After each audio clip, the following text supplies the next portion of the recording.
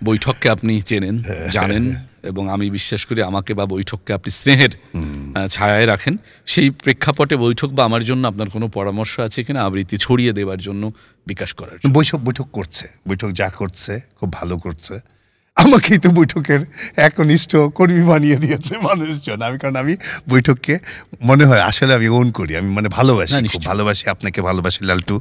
যার আমি বিভিন্ন জায়গায় বলিও, আমি বলি বৈঠক এবং কেউ যদি কেউ শিখতে চায় আমি বলি যে আমি খুব মানে এখনও শেখার ব্যাপারটা হচ্ছে আমাকে কেউ ধরে এটা ঠিক আছে আলাদা, কিন্তু আমি প্রথমে ছেড়ে দিয়ে বলি যে বৈঠকে চলে যাও, আগে বৈঠকে যাও, তোমরা সুন্দর একটা তোমাদের জীবনে একটা সুন্দর একটা প্যাটার্ন পেয়ে যাবা, একটা পথ পেয়ে যাবা বৈঠকে। একটা কারণ আপনি নিরলসভাবে, আমি কিন্তু বিশ্বাস আশা কবিতাটা বলেছি, এটা কিন্তু আপনিও আছেন এর মাঝখানে, বৈঠকও আছে। আমাদের জন্য আপনার আর কোনো পরামর্শ আছে কিনা আরো ভালো করার জন্য, আরো কমিউনিকেট? আমার চেয়ে অনেক ধাপ আপনি আগে আছেন, অনেক ধাপ এগিয়ে আপনি ভাবছেন, কারণ আপনি ইয়াং তরুণ প্রজন্ম, তারপরে আপনি আরও আপনি তরুণদের নার্ভটা মানে বুঝতে চেষ্টা করছেন অলওয়েজ।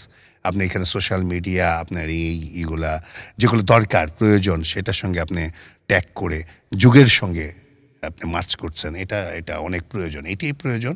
এবং এটা যেটা করছেন আপনি এটা করে যান, এটা বলে ওই কবিতার লাইনটা আবার বিশ্বাস সাথে চলে যদি আসেন যে পূর্ণ হওয়ার সাধনা করো, দেখিবে তাহারি প্রতাপে বিশ্ব কাঁপিতেছে থর থর।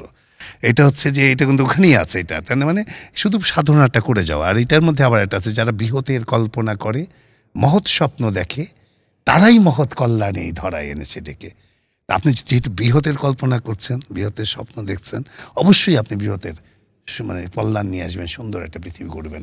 এটা আমার আবৃত্তির একটা সুন্দর, আমার চাওয়া সুন্দর আসুক, সেটাই। চারিদিক থেকে আবৃত্তি শতভাগ পেশাদারিত্বের জায়গায় পৌঁছাক, যেমনি করে বাংলাদেশে শত শত নজরুল সঙ্গীত শিল্পী আছে, পেশাদার রবীন্দ্রসঙ্গীত শিল্পী আছে, নৃত্যশিল্পী আছে, অভিনেতা আছে, তেমনি করে 2, 4, 5 জন না, শত শত আবৃত্তি শিল্পী যেন থাকে, পেশাদার শিল্পী, এটা চাইবো।